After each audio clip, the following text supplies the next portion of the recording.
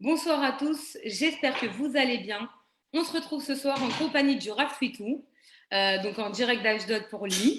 Et ce soir, on fait un question cash, réponse cash, amont ensemble du changement dans nos vies. On est à la veille de Kippour, on est en plein dans les 10 jours de pénitence.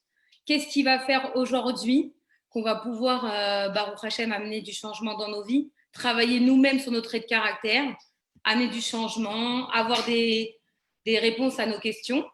Donc ce soir, je remercie énormément le Rav David Twitou de partager ce direct avec moi et Valérie aussi qui est derrière qu'on embrasse. Donc Rav, bonsoir. Shalom, bracha, erev tov, gmar chatima tova, shana tova ou metuka bezrat Hashem pour tous nos auditeurs et puis pour toi d'abord et avant tout à qui on souhaite beaucoup de bonheur, ton mariage et tout ce que tu désires si Dieu veut. Amen, merci Rav, merci beaucoup. Donc ce soir, ça serait Jonathan, bien. Pas aussi Jonathan, notre technicien. Bien sûr. Hashem, vraiment le remercier énormément parce que grâce à tout ce qu'il fait, tous les shiurim de plusieurs rabbanim, et ils sont sur Zoom et ils sont partagés énormément et ça aide beaucoup de personnes et surtout on a un très bon son technique qu'on n'a pas par le biais de Facebook normalement. Donc ce soir on va commencer. J'aimerais bien, au lieu de commencer par les questions cash, réponses cash, comme on a la veille de Kippour et en même temps dans les 10 jours de pénitence, connaître un petit peu voilà, par rapport aux jeunes, entre guillemets, il y a des spécificités, comment concrètement les aborder ce soir. Et après, on va entamer avec les questions-réponses. Très bien. D'abord et avant tout, il faut savoir qu'on est dans des jours uniques dans l'année, très spéciaux, puisqu'ils commémorent d'une certaine façon la préparation au plus grand jour du judaïsme, Yom Kippourim, ou même les plus éloignés du judaïsme se donnent rendez-vous avec ce jour-là, qu'on appelle même de façon un petit peu jargotique les Juifs de Kippour.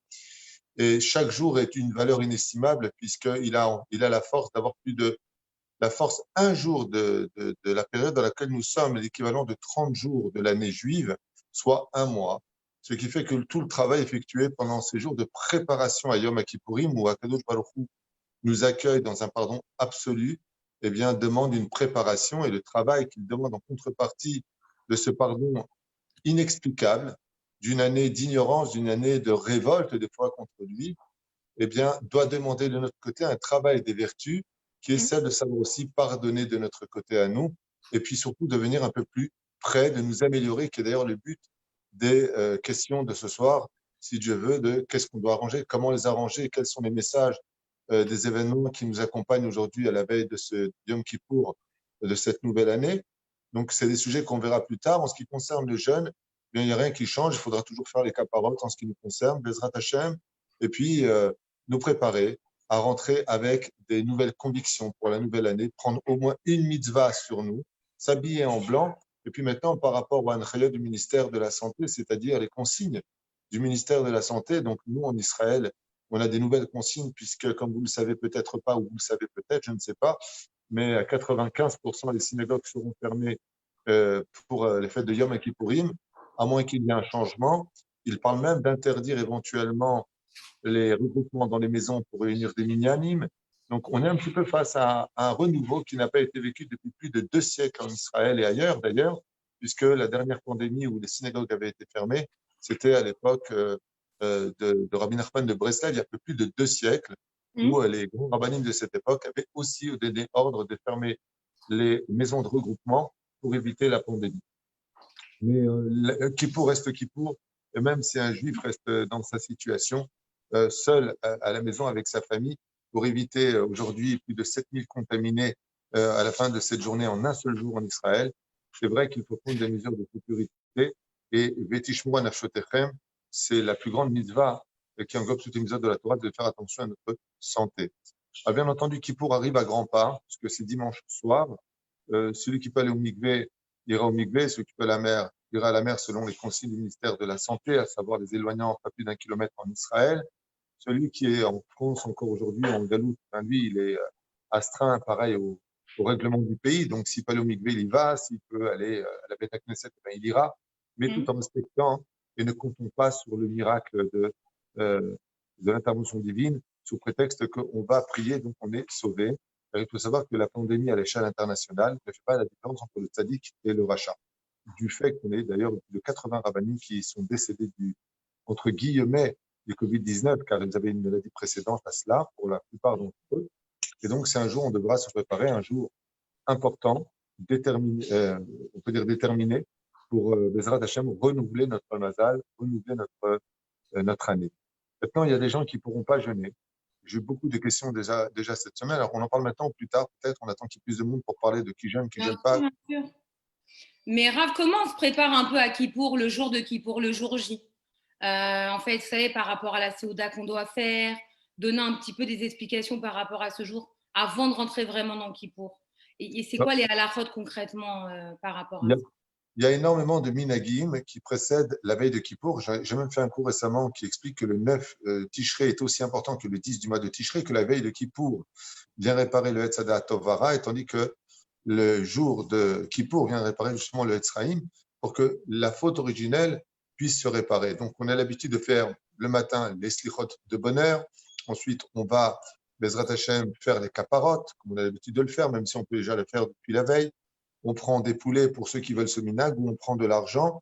En prenant cet argent à l'équivalent de 20 shekels, soit 5 euros, nous, c'est la monnaie minimum qu'on demande par rapport aussi à la pandémie, la situation financière des gens, parce que c'est très difficile pour tout le monde, donc il ne faut pas mettre la barre trop haut. Celui qui ne peut pas mettre 20 shekels mettra 15 shekels, 5 shekels, à écart qu'il est même un shekel, même 1 euro, un demi-euro, peu importe, il prendra cet argent-là et le fera tourner 3 fois au-dessus de la tête en disant ces phrases en hébreu: Elu amalot khalifati temurati kaparati, Elu amalot idnatnu litzaka vanachnu lichatem besefer hachaim ve'ashalom. Donc, tout ce que je viens de dire figure dans le Sidour.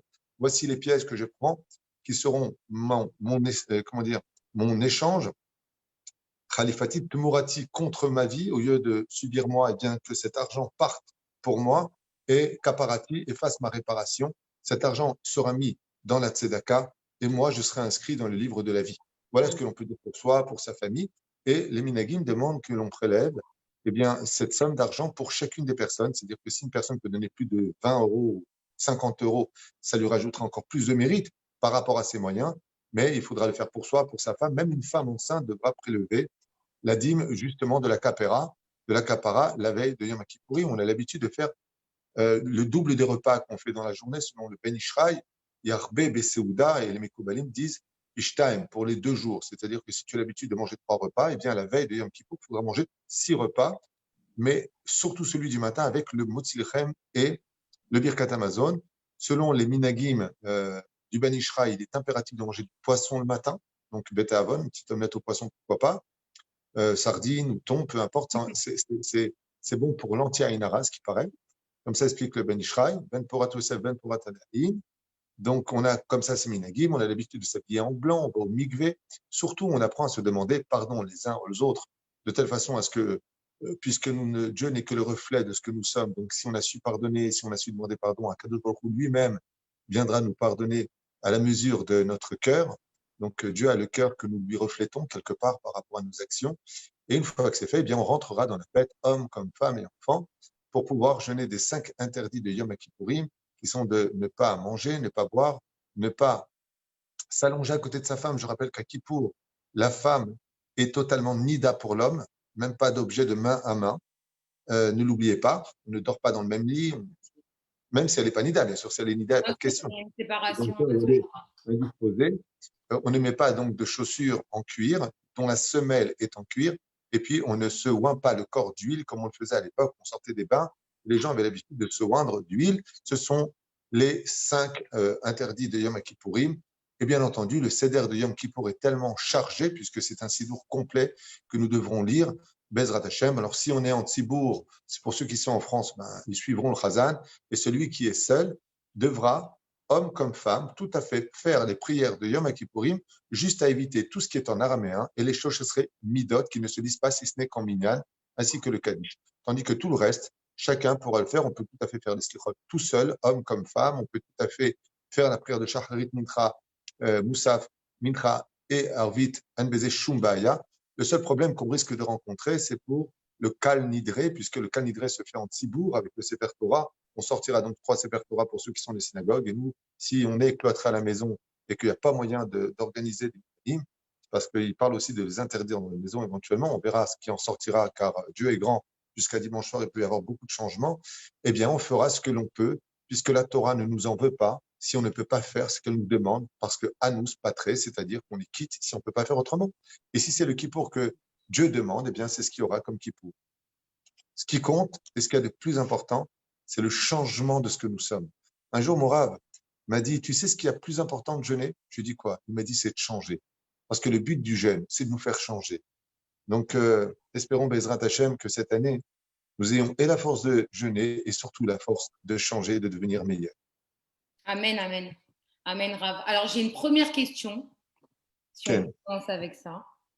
Alors, ça concerne le pardon, donc le fameux Mechila. Je suis disputée avec un de mes frères et malheureusement, il ne veut pas écouter ce que j'ai à lui dire et n'accepte pas mon pardon. Et ma mère, attention, c'est 2 frères qui sont mariés, et ma mère souffre de ça, de ne pas nous recevoir les fêtes. J'en ai parlé dans le cours précédent à 7h30, justement, à 19h30. J'ai fait un très long cours de 3/4 d'heure sur ce sujet-là, qui exprimait la gravité des enfants qui refusent de se demander pardon et de s'accepter vis-à-vis des parents. Et sachez une chose, dans la mitzvah du respect des parents, est inclus cette mitzvah de faire le shalom, non pas parce que vraiment j'ai envie d'être avec mon frère ou ma sœur, mais parce que ça fait du mal à nos parents. Imaginez un petit peu que la maman de ce monsieur qui ne veut pas pardonner ait besoin de médicaments. Est-ce qu'il le ferait pour sa mère? Il irait lui chercher? Oui. Si le médicament, c'est de pardonner à sa sœur, eh bien, il doit le faire.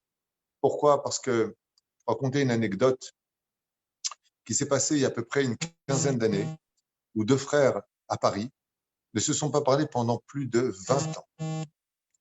Et ils ont un différend assez grave pour des problèmes d'argent, jusqu'au jour où un des frères est mort d'un infarctus. Et j'étais au cimetière, ça s'est passé à Jérusalem, au Beth Amenuchot, donc le grand cimetière, le plus grand cimetière de tout le Moyen-Orient. Et celui qui hurlait le plus et qui frappait comme ça sur la terre, c'était le frère qui n'avait pas parlé à son frère depuis 20 ans. C'est dommage qu'on ouvre la bouche pour le langage que quand les personnes sont parties de ce monde. Mais de l'autre côté, je reste quand même un petit peu sur mes gardes parce que quelle est la raison pour laquelle Béhémet, il se tiendrait tellement loin d'elle? Je ne sais pas. Il y a des choses qui sont quand même très graves. On ne sait pas ce qui s'est passé. Peut-être que cette femme, Chaz v'Shalom, je ne juge pas ce cas, mais il y a la généralité qui répond à ce que je viens de dire, et puis aussi le détail. Anilo Yoder, je ne sais pas de quoi il s'agit, je ne sais pas quelles sont les douleurs, peut-être que ce garçon n'est pas encore soigné de sa douleur, et je sais que la Mishnah nous dit dans Maseret Avot, ne juge jamais une personne tant que tu n'es pas à sa place, donc je ne sais pas quoi dire. Ce que je sais par contre, c'est que si à Kippour, on se comporte comme des anges, vêtus de blanc, et qu'on crie Baruch Shem Kevod Malkuto, Leolam Vaed, comme le font les anges, c'est parce que si Dieu veut qu'on soit des hommes, il veut qu'on reste aussi transparent que les anges. C'est-à-dire que quand on est capable de rester transparent à la médiocrité de l'autre, à la bêtise de l'autre, à la faute ou à l'erreur de l'autre, eh bien, on est capable d'être supérieur à lui en acceptant de le pardonner. C'est ce que fait Dieu à Kippour. Malgré le fait qu'il soit le roi des rois, il reste transparent à notre médiocrité, à notre ignorance, à notre bêtise humaine, et il nous pardonne. Et c'est ce qui fait de lui Hamelech HaKadosh. Quand les raisons sont graves, je ne les connais pas. Dans ce cas-là, c'est en privé, quand il s'agit de raisons qui sont graves. Mais qu'est-ce qu'on définit comme étant grave? Parce que dans ce monde, dans notre doute, on va te dire que tout est un tikkun. Et c'est pour ça que j'aimerais juste répondre à travers 2 éléments. Si on veut rester dans le tzaddik, c'est-à-dire le tzodek, tu ne mérites pas mon pardon. Peut-être qu'il a raison. Si on devient chassid, même s'il ne te mérite pas, je te l'accorde. Maintenant, ceci étant, il y a quand même des halachot. La halakha nous dit que si on vient demander pardon à une personne avec un cœur sincère, c'est-à-dire regrettant réellement son erreur, combien même l'erreur était grave, et que l'autre personne ne veut pas pardonner, il ira lui demander 3 fois pardon. Si au bout de 3 fois, cette personne refuse de le pardonner, la faute commise par le coupable passe chez celui qui n'a pas pardonné. Et c'est pareil, même si cette personne est décédée, on va avec 10 hommes au cimetière et on demande devant les 10 personnes pardon à la personne décédée si on lui a fait du mal. Car les seules personnes à qui on ne peut pas pardonner, c'est le messite. Le messite, c'est celui qui force les autres à ne pas pratiquer la Torah et les mitzvot. Tandis que tout le reste, si vraiment la tchouva est sincère, si vraiment la personne parle avec son cœur et qu'elle le regrette vraiment, alors il faut être capable de surmonter ses pulsions, surmonter sa colère. L'oticum velotitor, ne tient ni rancœur, ne te venge pas, pardonne, surtout quand il s'agit de ton propre sang. Vous allez me dire justement, comment mon propre sang a pu me faire une chose pareille? Vous avez raison. Je connais une personne qui a vendu une autre personne de sa famille aux impôts. C'est très dur de pardonner une chose pareille, de se vendre les uns les autres. La Mishnah, dans la Hamida, nous disons ce que nous a compilé Shmuel Akatan, la minim la malchinim al titikva, celui qui est malchine, celui qui vend son frère aux impôts, celui qui vend son frère aux autorités, n'a pas d'espoir dans sa teshuva. Mais si Akadosh Baruch Hu, il voit que nous-mêmes, on est capable de lui pardonner, alors c'est son seul espoir pour lui de retrouver aussi une teshuva vis-à-vis du ciel.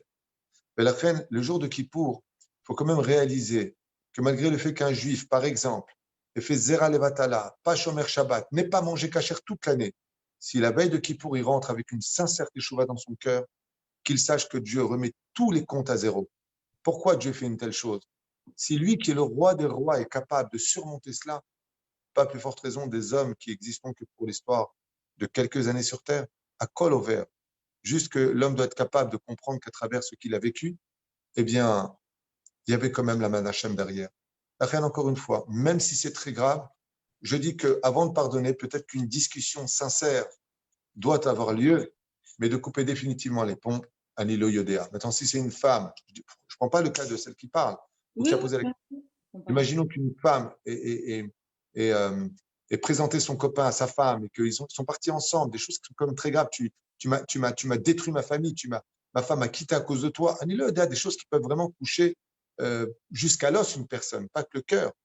Alors, le temps, peut-être pas ce qui pour, peut-être le prochain qui pour, peut-être le prochain qui pour fera son travail car le temps a pour magnificence de cicatriser toutes les blessures. Et des fois, il faut attendre le bon moment pour demander pardon. D'accord. Merci Rav de votre réponse. Alors je continue. Rav, comment savoir si une personne est sincère? Alors il y a quand même deux questions dans la question. Et est-ce que si c'est envers une personne de non-confession juive, est-ce que le pardon a aussi un impact ou c'est qu'au niveau de la religion juive qui existe le Mechila? Déjà, lavons le linge sale en famille, d'abord entre juifs, et puis après, avec les autres familles, Mishpechot Adama, les familles de la terre. Mais Bevadaï, en tant que représentant du judaïsme, d'une Torah universelle, il faut être aussi capable de pardonner certaines erreurs commises par nos ennemis tant que cela ne touche pas ou ne porte pas atteinte à la vie des juifs.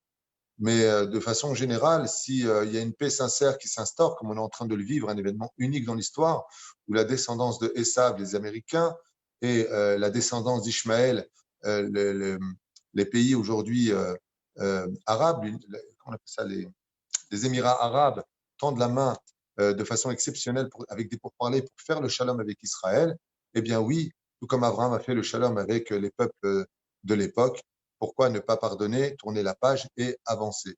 Mais quand il s'agit de la Shoah, où on a été exterminé, spolié, souillé, massacré, je ne suis pas pour une paix rapide. Je demande d'abord des garanties et une réparation vis-à-vis des nations du monde.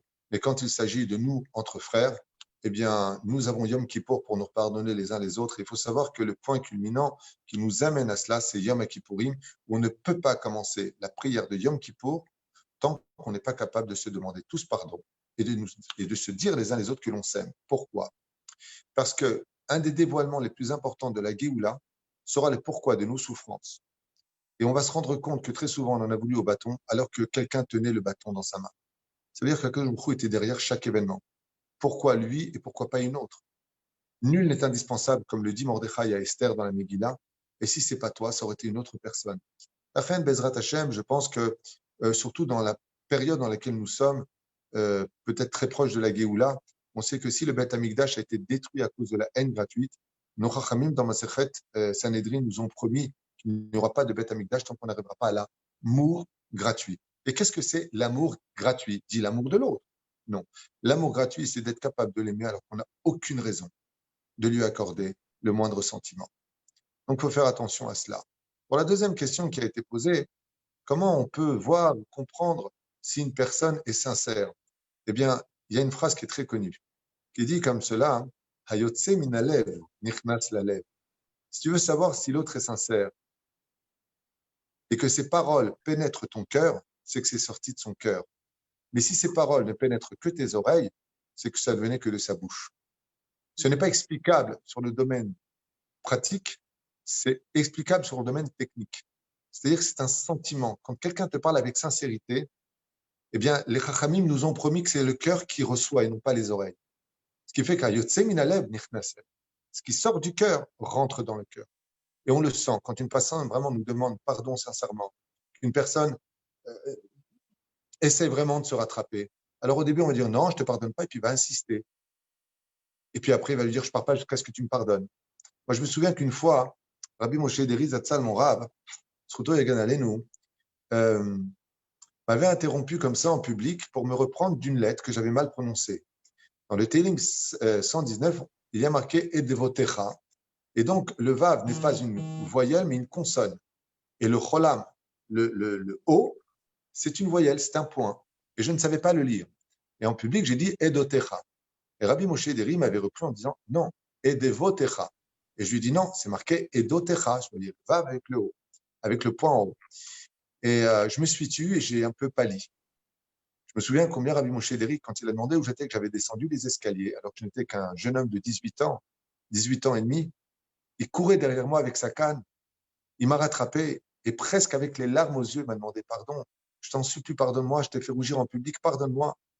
Et je lui dis grave, je vous pardonne. J'avais honte qu'il me demande pardon. Alors que c'est vrai que j'avais été un petit peu gêné en public, mais pas plus que ça. Je n'étais pas du tout humilié. Et puis en plus, ça, c'est lui qui m'a appris la Torah, c'est lui qui m'a appris à lire.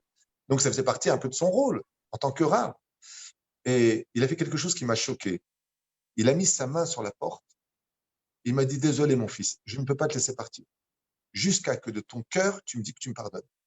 Je parle de Rabbi Moshe Deri. Et je lui ai dit, quand j'ai vu ça, j'ai tellement eu mal. Pour lui, je lui dis, je vous jure sur mon âme que je vous pardonne. Il m'a dit, il ne faut pas jurer, mon fils.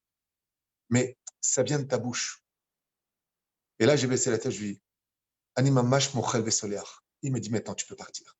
Il m'a dit, maintenant, j'ai reçu dans mon cœur. Je pense qu'il y a plein d'explications à donner, mais c'est la plus directe à la sincérité. Razak, merci de votre réponse, Rav. Bon, Rav, je ne vais pas vous cacher, on rentre un peu dans les choses un peu cash et complexes, mais c'est aussi pour ça qu'on fait le live. Rav, bonsoir. J'ai eu une période après le Covid-19 où j'ai perdu ma mère et un enfant. Aujourd'hui, dans ma pratique du judaïsme et à la veille de Kippour, je ne ressens pas le fait de pouvoir pratiquer mon judaïsme comme avant. C'est ce qu'on appelle être humain. Ça s'appelle un être humain. Si elle ressentait absolument rien et que les fêtes seraient parfaites pour elle, ce serait un robot ou un ange, je ne sais pas. En tant qu'humain, on a des sentiments, surtout quand on est une femme, de perdre des personnes qui sont chères. Eh bien, la Torah nous parle d'une année de deuil. L'épreuve de perdre un enfant est la plus dure de toutes les épreuves qu'un homme puisse subir. C'est la 10e épreuve d'Avraham Avinu.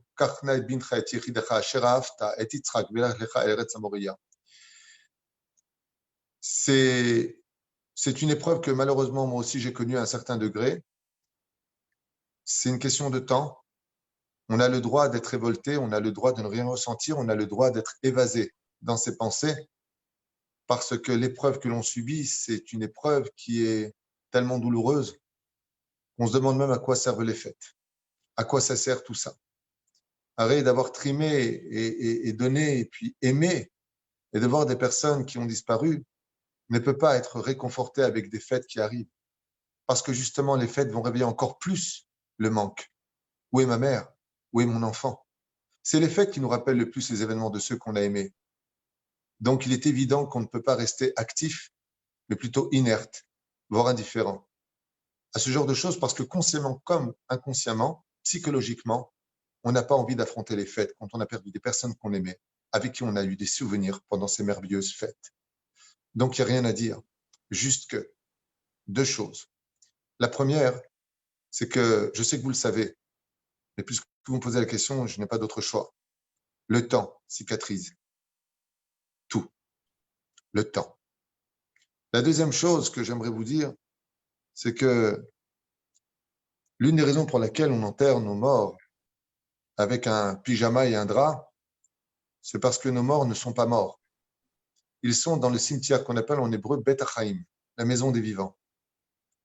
Et si on leur donne juste un pyjama blanc, avec un drap blanc, c'est parce que quand on va dormir, on prend en général un pyjama et un drap. Comme on le dit dans la Mida, Li Shene Afar, Baruch Ata Hashem et Hayamiti. Nos morts ne sont juste que partis dormir jusqu'à la résurrection des morts, où le roi David nous a promis que le sourire sera si grand qu'on ne pourra rien faire d'autre que de rire et de chanter tellement on sera heureux de retrouver ce qu'on a perdu. Car la mort n'existe pas, et j'espère que Bezrat Hashem, avec la Géoula, vient de Triat Amitim, pour que cette personne puisse retrouver les personnes les plus chères à son cœur, ses enfants, son enfant, sa maman, et tous ceux qui l'ont précédé, Bezrat Hashem. Amen. Amen, amen. Merci de votre réponse. On enchaîne avec la prochaine question. Rav, pouvez-vous donner plus d'explications sur les personnes qui sont atteintes d'un diabète type 2 ou qui ont besoin d'insuline tous les jours au niveau du jeûne de Kippour? Parce que j'entends par plusieurs rabbanim plusieurs choses. Est-ce qu'il y a une halakha stricte ou c'est du cas par cas? Alors, je voudrais répondre à cette question-là, mais vous allez m'accorder un minimum de 5 minutes. Bien sûr. Selon la halakha, toute personne atteinte, par exemple, du Covid-19, personne avec, on va dire, problème cardiovasculaire, tension, hémoglobine basse, par exemple, à moins de 9. Tout à l'heure, une personne m'appelle et me dit, voilà, je reviens des examens, j'ai des problèmes avec mon hémoglobine, je suis à 8. À 8, je lui ai dit, madame, vous n'avez pas le droit de jeûner bichlal. Et si vous jeûnez, vous faites une avéra. Pourquoi? Parce que ça peut engendrer, chas v'shalom, des dégâts irréversibles. Alors, comment ça se passe? Que ce soit le diabète ou toute autre maladie.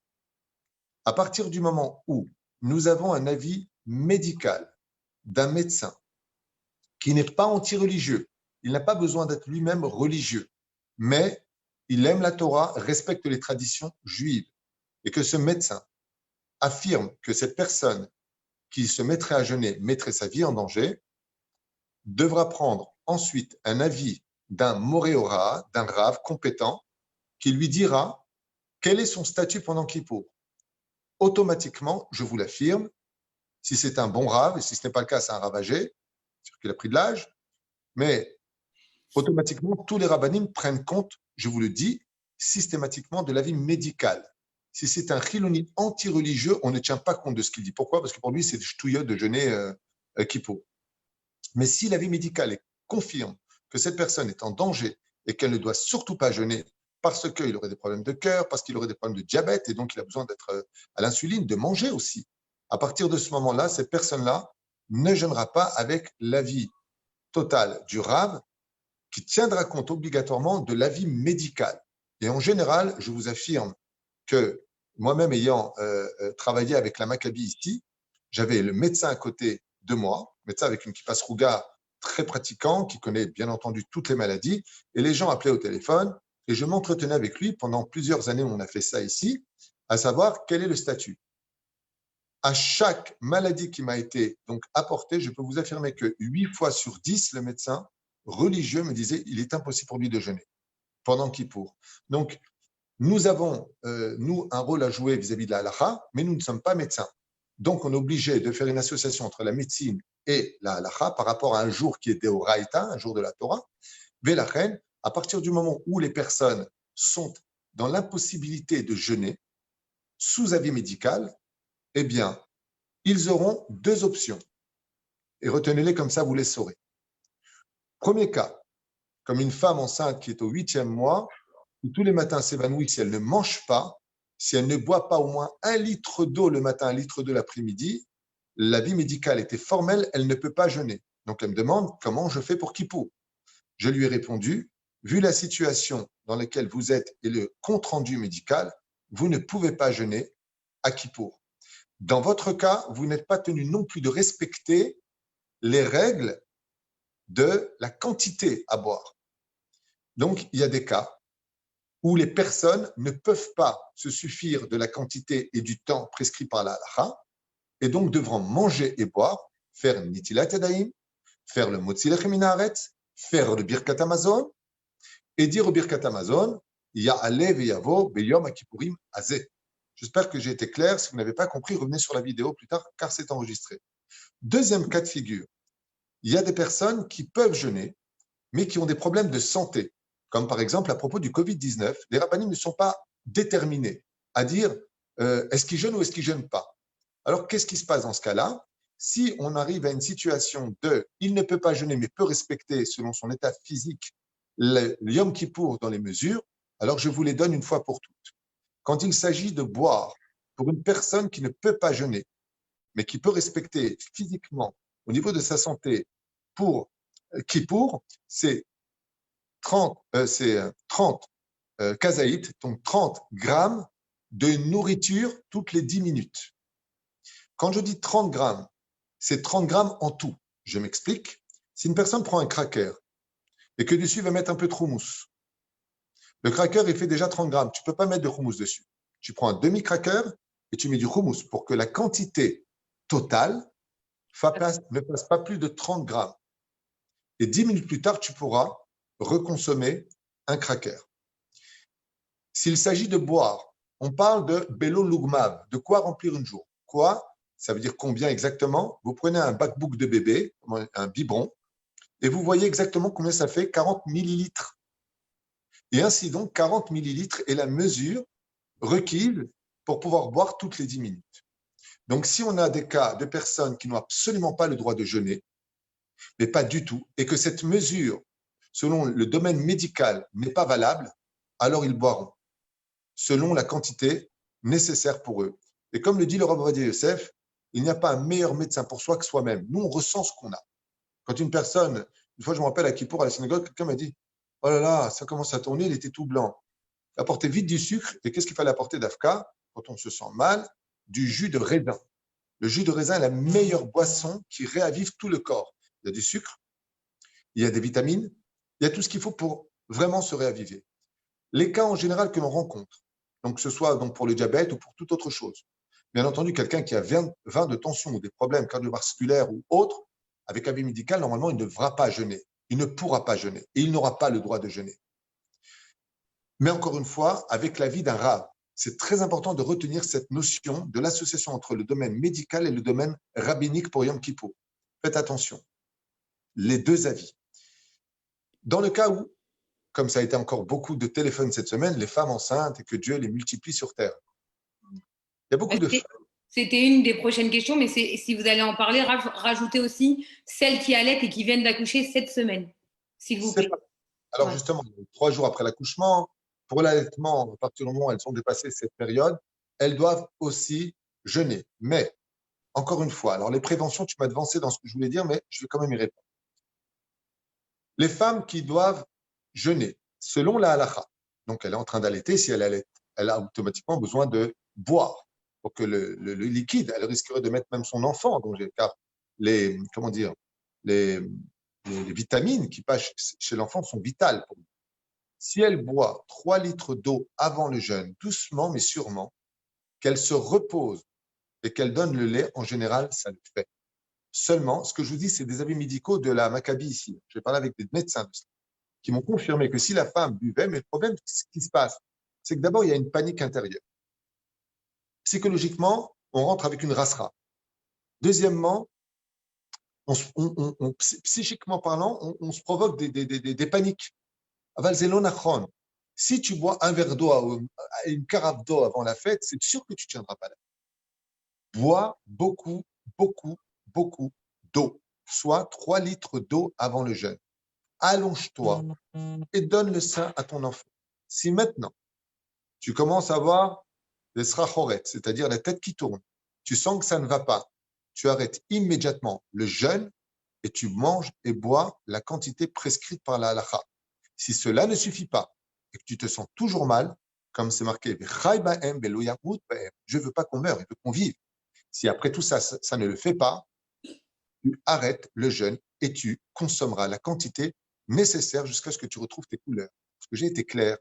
En d'autres termes, les femmes qui allaitent, les femmes enceintes, ne rentrez pas en panique. Vous jeûnez ce que vous pouvez. Si ça ne le fait pas, vous arrêtez le jeûne. Parce que c'est pas shoot méod. À un tel point que le Rav Ovadia, écoutez bien, Maran Rav Ovadia Yosef, a expliqué qu'une femme qui était enceinte et qui aurait des enfants à la maison, comment tu veux qu'elle se repose sous le masgan, comment on dit le masgan, la climatisation, pour Kippour, alors que les enfants, il faut quand même les garder. Le Rav Ovadia a dit, dans ce cas-là, le mari reste à la maison. Il ne va pas à la synagogue. Il garde les enfants avec elle, pour qu'elle puisse se reposer et elle aussi jeûner Kippour. Pour vous dire à quel point le jeûne est important. Ce qui fait que, mesdames, comme messieurs, il n'y a pas de misère de souffrir plus que ce que la Torah nous le demande. Oui, c'est marqué dans la Torah qu'on doit faire souffrir nos âmes ce jour-là, mais pas mourir. C'est pour ça qu'une femme enceinte, n'ayez pas peur, buvez, mangez bien comme il le faut avant, allez vous reposer, tenez ce que vous pouvez tenir. Et si vraiment ça ne le fait pas, alors cassez ce jeûne et restaurez votre âme afin de retrouver les couleurs, car Dieu veut que l'on vit. On a aussi la fête de Sukkot, on a aussi la fête de Shmini Atzeret, on a la fête de Simchat Torah, on a la fête de Hanouka, on a la fête du Beth Amikdash, la reconstruction du temple. Dieu veut des gens vivants. Mais mille khatrila, si vous partez avec ça va pas le faire, je me sens pas bien, je vous affirme que 50% des gens qui paniquent viennent du fait, des gens qui tombent viennent de la panique intérieure, de la rasra de pas boire, de pas pouvoir manger. Regarde sa montre, on n'est pas bien. Zelonachon, Bezrat Hashem, Koli et Beseder, les femmes enceintes, tout comme les personnes malades. Bon, alors, si bien entendu, une femme enceinte n'a pas le droit de jeûner, pas le droit de jeûner. Hein. On ne parle pas de ça. Mais si une femme est enceinte, qu'elle mange bien, qu'elle boive beaucoup d'eau, qu'elle s'allonge pendant Yom Kippourim. Et si elle sent que ça ne va pas du tout, elle se lève, elle n'est pas bien, il y a un truc qui ne le fait pas, elle ira de boire ses 40 millilitres d'eau. Et si ça ne lui suffit pas, elle finira la bouteille d'eau. Est-ce que j'ai été clair? Razak. Ceux qui doivent prendre un médicament, Ah oui. si c'est la question qui vient ensuite, me dit mon épouse. Donc, s'ils peuvent l'avaler avec la salive, tant mieux. Si ce médicament est impératif, mais qu'ils peuvent jeûner, et que sans eau, ils ne peuvent pas l'avaler, ils prendront la quantité d'eau minimale pour avaler ce cachet et continueront le jeûne. Pas shoot. Il y a même une femme qui m'a appelé qui m'a dit Rav Tuitou, je suis obligé, je n'ai pas le droit de m'arrêter. Avis médical, elle m'a envoyé questions-réponses, machin, chouette. Et donc, elle est obligée de prendre ses cachets, sinon elle risquerait d'avoir des problèmes de tension très importants. Mais elle est obligée de manger aussi avec. Je lui dis, madame, buvez les 40 millilitres, prenez Kazaït, ça vous suffit? Elle m'a dit, oui, ça me suffit. Et alors quoi, je continue le jeûne? Si cela vous suffit, elle a appelé son médecin, elle lui dit, oui, si vous prenez votre cachet, vous vous sentez bien, vous pouvez tout à fait continuer le jeûne. Même si le jeûne a été cassé. Pour une femme enceinte, par exemple, qui à 3 heures de l'après-midi se retrouvait dans un état de ça ne va pas, le petit, par exemple, si elle a des tsirines, comment on dit des tsirines en français? Des contractions. Ouais, des contractions, 4 contractions toutes les heures, il faut qu'elle arrête immédiatement son jeûne. Mais prenons le cas d'une personne, par exemple, qui va craquer, même quelqu'un qui n'est pas malade. Il est 3 heures de l'après-midi, il a extrêmement mal à la tête, ça ne le fait pas, il ne se sent pas bien. Il va boire un verre d'eau. Maintenant, tu vas mieux, alors continue ton jeûne. Ce n'est pas parce que tu as cassé ton jeûne que si tu peux le continuer, tu ne peux pas le continuer. Ce que veut Hachem, c'est que l'on fasse ce que l'on peut faire et non pas au-dessus de ce que l'on pourrait faire. Maintenant, ceux qui jeûnent, oui. Ils sont obligés de ne pas se laver. Ceux qui ne jeûnent pas, ils sont obligés de ne pas se laver, de pas. Barour que les gens qui ne jeûnent pas, Bevada, et qu'ils ne doivent pas mettre de chaussures en cuir, que c'est pas parce qu'ils ne vont pas jeûner à Kippour qu'ils vont éliminer les 3 autres interdits. Là. On va toujours Nida pour son mari, même si elle ne l'est pas ce jour-là, donc elle ne se touche pas, ils n'ont pas dans le même lit, ainsi de suite. Ce n'est pas parce qu'on casse une chose qu'on doit tout casser. Mais on peut rappeler quand même, Rav, puisqu'on est là en direct, les interdits. Par exemple, se parfumer, pas se maquiller, pas se doucher, que quand on fait Netilat, c'est que les phalanges. Absolument, je pense que tout le monde le sait, mais tu veux qu'on en parle? Oui, bien sûr. Comme il y a beaucoup au Hachem de faire une petite piqûre de rappel, c'est toujours bien. Nachon, effectivement, on ne prend surtout pas de douche, on ne se brosse même pas les dents le jour de Yom Kippourim parce que ça rapporte du plaisir et justement Dieu veut qu'on se rende compte qu'on n'est rien et ce que l'on dégage de nos vies avec tout notre orgueil, bah, sauf on ne vaut pas grand-chose. Donc il y a des règles, on a le droit de se retirer les petites crottes des yeux le matin en mettant juste nos doigts et les nettoyant, les tilat yadayim, comme tu l'as très bien dit, jusqu'aux phalanges. Maintenant, si des personnes ont des doutes par rapport au Covid-19, de se laver avec les mains, le savon, si c'est médical, il n'y a pas de problème, comme le Cohen qui pourrait le faire. Une personne qui ferait une tilat yadayim, c'est jusqu'aux phalanges dans ce cas-là d'Afka. Mais Bevadaï, on ne peut pas entraver Kippour. Et donc, on ne se parfume pas à Kippour, mais on a le droit de sentir, puisque Kippour rappelle aussi la faute originelle où le seul des 5 sens qui n'est pas poté, c'est l'odorat. Donc, on peut sentir le coin, peut sentir des parfums pour réaviver l'âme. Bezrat Hashem, on peut même prendre de la nefer, bien entendu. Mais Kippour aussi indigne de Shabbat, donc c'est un Yom Tov spécial. On ne peut pas passer d'une flamme à une flamme pour allumer. Par contre, très important de préparer la flamme avant Kippour pour après Kippour, préparer une flamme déjà existante pour l'Avdallah de après Kippour, Bezrat Hashem Barach. Sinon, dans les interdits, ce n'est pas le jour où on se coiffe. Tous les interdits de Shabbat sont actifs le jour de Yom Kippour. D'accord. Alors, on passe à la question suivante, si vous avez terminé. Alors, Rav, je suis en pleine conversion. Je voudrais savoir si je dois jeûner entièrement le jour de Kippour. Jeûner, oui, puisque toutes les personnes qui sont en talir de conversion, c'est-à-dire suivies par un rab et inscrits à la rabbanout pour la conversion, et non pas de façon idéologique, un jour je vais me convertir, se doivent de pratiquer toutes les mitzvot de la Torah, des plus simples aux plus durs, comme manger de la matzah, même s'il n'est pas juif, comme de rentrer dans la soukha, même s'il n'est pas encore juif. À partir du moment où il commence le processus de façon officielle de la conversion, le Shulchan Aruch lui indique qu'il est obligé de pratiquer toutes les mitzvot de la Torah. Seulement, Goy Sheshomer Shabbat, tout comme Goy Sheshomer Yom Tov, Chayav Mita. C'est-à-dire qu'un non-juif, tant qu'il n'est pas encore juif, n'a pas le droit de pratiquer totalement la mitzvah. Ce qui fait que devant 2 témoins, il devra malgré tout enfreindre, puisqu'il n'est pas encore juif, le Yom Tov. Mais est-ce qu'il est tenu de jeûner? Il doit pratiquer toutes les mitzvot de la Torah, car la conversion le prépare à devenir juif demain. Et donc, pour ne pas qu'il découvre dans quoi il s'engage, peut-être qu'à force de jeûner Kippour, il va dire, attends, tu sais quoi, c'est un peu trop dur, je préfère mon jambon au beurre cornichon, je vais devenir un bon goy, je n'ai pas besoin de devenir juif. Donc, Bevadaï, que le Shulchan Aruch oblige le non-juif qui est en phase de conversion officielle de pratiquer toutes les mitzvot de la Torah. D'accord. Merci de votre réponse. On enchaîne avec la prochaine.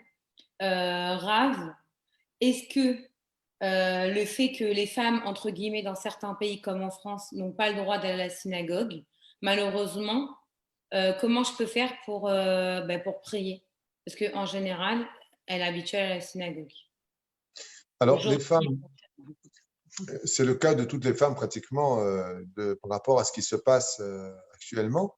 Bien, les femmes prendront le sidour de Yom Kippourim. Si elles le lisent en français, elles le feront en français. Si elles le lisent en phonétique, ce sera en phonétique. Et si elles le lisent en hébreu, ce sera en hébreu. Et feront ce qu'elles pourront, tout simplement, à lire à leur rythme, Bezrat Hashem, les prières de Yom Kippourim. Bien entendu, elles connaîtront les airs par habitude. Mais si elles ne connaissent pas les airs, elles liront ce qu'elles pourront le jour de Yom Kippourim. Et je pense que les femmes qui sont très investies dans l'étude et qui connaissent bien les prières feront toutes les prières. Les femmes pour qui c'est trop difficile parce que la prière de Kippour est très longue, donc feront un minimum. Ce qui compte, une fois de plus, c'est de prendre sur soi le changement des choses. Et elles auront tout à fait le droit d'étudier des biographies aussi pendant Yom Kippour, d'étudier du Moussar, d'étudier des halachot. On peut tout à fait. Télim, on peut Bevadaï, on peut tout à fait même faire le livre des Télim, le Perek Shira, on peut tout faire. C'est pas Tisha B'Av.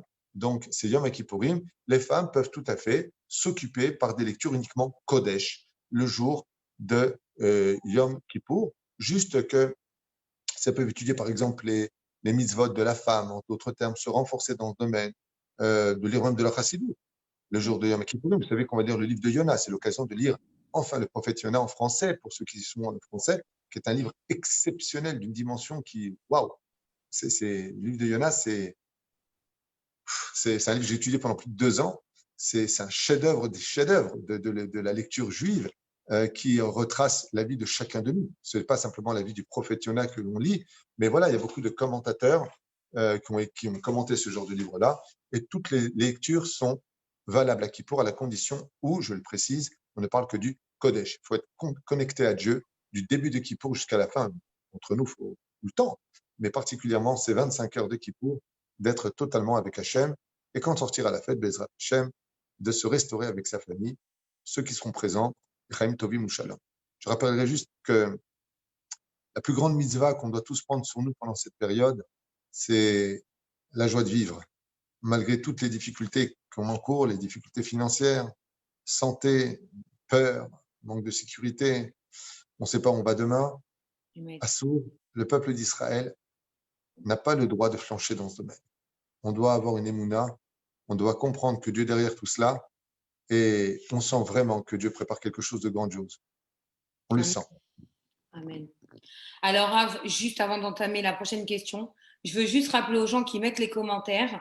Le Rav a déjà répondu à certaines questions. Peut-être que vous venez d'arriver. Je vous invite à revoir après ce chiour aux questions-réponses. Parce que, par exemple, pour les gens diabétiques qui remarquent encore, il a répondu. Donc, vraiment, je vous invite à revoir partagez-le et re-regardez-le après. Et on va passer à la prochaine question. Rav, je suis un jeune homme de 25 ans. Je ne vais pas vous cacher, je suis traditionnaliste. Je ne vais jamais à la synagogue. Est-ce que le fait que je dors toute la journée a un côté positif ou pas? La Gemara nous dit que quand le tzaddik dort, c'est dommage pour le monde entier et c'est dommage pour lui. Quand le rachat dort, c'est bien pour le monde entier et c'est bien pour lui. Au moins, ça, au moins, quand il dort, il ne fait pas de bêtises et on sait où il est. Mais quand on est un jeune homme juif et qu'on pose une question, c'est qu'on a déjà un éveil à la valeur de ce que représente le temps. Et les slichot commencent par justement cette phrase qui vient d'être posée en tant que question. Ben Adam, Malecha Nirdam, Kum Kera Betachanunim. Fils de l'homme, pourquoi dors-tu? Réveille-toi, lève-toi, construis le monde. J'ai fait un chiour que je lui conseille vivement de voir, qui est basé sur la émouna, la psychologie et le vrai sens de l'humilité qui s'appelle, tu te rappelles du cours que je vais donner? Oui, maintenant que tu existes, alors qui es-tu? Qui suis-je? Qui suis-je? Je vous conseille vivement à tous de regarder ce chiour. J'ai reçu énormément de mails, de WhatsApp, de partout. Des gens qui m'ont remercié d'avoir fait ce chiour parce que ça leur a donné une pêche pour continuer à vivre, pour relever l'étendard du courage. Quand on dort toute la journée, c'est qu'on a une très, très basse estime de sa personne. Et ce qu'a oublié ce jeune homme, c'est que si Dieu l'a créé, c'est qu'il a estimé que le monde ne pouvait pas exister sans lui. Alors il serait peut-être temps pour lui de jouer le rôle que Dieu lui a astreint afin qu'il participe à l'édifice de la construction du monde. Alors, d'accord, je passe à la prochaine question. Rav, est-ce que le fait de porter un coin à la synagogue, en sachant qu'en France, il n'y a pas d'érouve, c'est un interdit ou pas? Parce que, étant d'une famille pied noir tunisienne, c'est une coutume chez nous de venir avec un coin à la synagogue. Déposer à la synagogue avant la fête, tout simplement. Ok. Donc, on est bien d'accord qu'on n'a pas le droit de porter hors Israël, s'il n'y a pas d'érouve où vous trouvez, quel que soit l'objet ou autre, que ce soit vos talites ou vos livres de prière ou le coin ou ce que vous voulez, apportez-les la veille à la synagogue ou à l'endroit où vous devez vous trouver ce jour-là. Ensuite, Rav, c'est quoi la halakha pour les enfants quand on veut leur impliquer les bases du judaïsme par rapport à Kippour? Les enfants qui ont moins de 13 ans et de 12 ans, pour tous les jeunes, en général, ne jeûnent pas du tout et ils n'ont pas le droit de jeûner. Pour Yom Kippour, on leur inculque de jeûner quelques heures pour les habituer à la fête de Kippour. Il y en a qui disent à partir de 9 ans, il y en a qui disent à partir, pour une fille de 10 ans, 11 ans, ça dépend de la physionomie de la personne. Et donc, 2 ans avant la bar mitzvah, c'est ce qu'on appelle ta'anit sha'ot. Il y en a qui disent à partir de 9 ans, il y en a qui disent à partir de 10 ans, peu importe. Par exemple, s'il a l'habitude de prendre son petit déjeuner à 9 heures, eh bien, on lui donnera son petit déjeuner à 10 heures, 10h30, un peu plus tard. Ça dépend de l'âge de l'enfant, de la physionomie. L'enfant, il peut être plus solide par rapport à l'autre, juste pour l'habituer, ce qu'on appelle Ta'anit Sha'ot. D'accord. Juste, j'ai une question là qui vient de tomber aussi en inbox. Rav, a-t-on le droit, quand on a des enfants en bas âge, comme on leur donne à manger, de pouvoir faire appel à une voisine non juive pour chauffer un repas? Ou est-ce que c'est assourd? Est-ce que quoi? Est-ce que c'est assourd de demander à une voisine non juive de venir chauffer un repas pour notre enfant en bas âge? Par exemple, un jambon, un plat. Déjà, à la base, il faut savoir qu'on n'a pas le droit de le demander non plus la semaine quand tout est normal. Ça s'appelle Bishul Goy. Donc, on n'a pas le droit du tout. Donc, il n'y a même pas de question pour Kippour. Mais par contre, on a l'habitude de mettre la plata de Shabbat et dessus, la personne pourra réchauffer ses plats selon le besoin des enfants. Ok. Et alors, je regarde juste ce que j'ai juste en inbox parce qu'au niveau, après moi, des questions, en tout cas là, c'est terminé. Rav, je ne sais pas. Bah, ça, c'est une question qui a été posée avant, mais Rav, je ne sais pas si les femmes ont le droit d'aller à la synagogue, mais nous, on a pour coutume, en tant que Tunisiens, de se retrouver avec nos maris sous les talettes. C'est une coutume tunisienne qui a lieu depuis que je suis née. J'ai toujours entendu plusieurs versions. Il y en a Alors, qui j'aimerais t'interrompre pour répondre. Cette halakha, je l'ai lu de mes propres yeux dans le Kitzur Shulchan Aruch du Rav Kalfon, qui était le grand rabbin de Tunisie il y a à peu près 150 ans, plutôt 200 ans.